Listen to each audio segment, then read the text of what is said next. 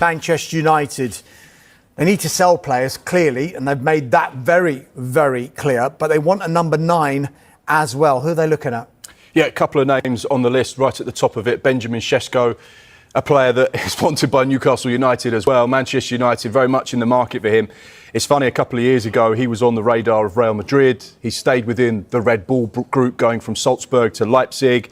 He's been watched by Premier League clubs since he was a teenager, really. And it feels like now this is the summer where he is available and potentially available for Premier League sides. It's an expensive deal to make happen, but we know that Manchester United are interested in the 22-year-old. They're also interested in Ollie Watkins as well, but that deal potentially could be quite difficult because of Aston Villa's stance and reluctance to sell a key member of their first team. So, yeah, they are in the market for a number 9. I should imagine they'll get one, but what it looks like at this stage... Remain interested in signing him. He, of course, joined United from Dortmund back in 2021, went on loan back to Dortmund for the second half of the 2023-24 season. Performed pretty well as well, didn't he? Got him to the Champions League final. Sky Germany are also reporting that he may be prepared to take a wage cut, because that was a bit of an issue when Chelsea decided not to take up the obligation to buy him at the end of last season.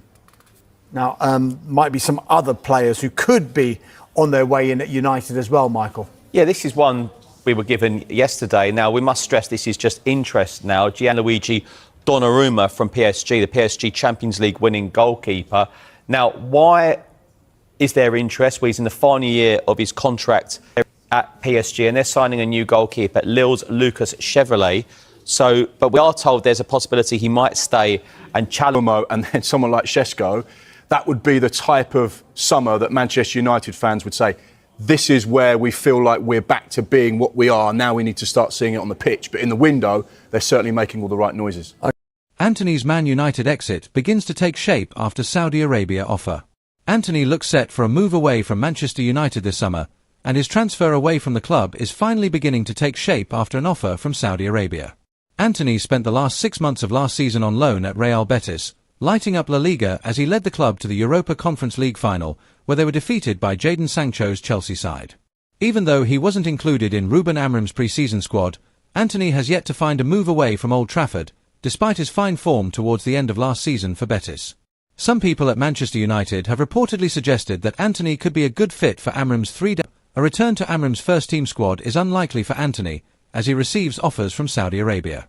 Antony rejects Saudi move and holds out for Betis. An unnamed Saudi Arabian club has submitted an offer for Antony, but the Brazilian has turned down the approach, despite the opportunity of regular football away from Old Trafford. Diário de Sevilha has reported that Antony has rejected the offer from Saudi Arabia because he is holding out for a move to Real Betis, returning to the club that helped him reignite his career after a tough spell at United.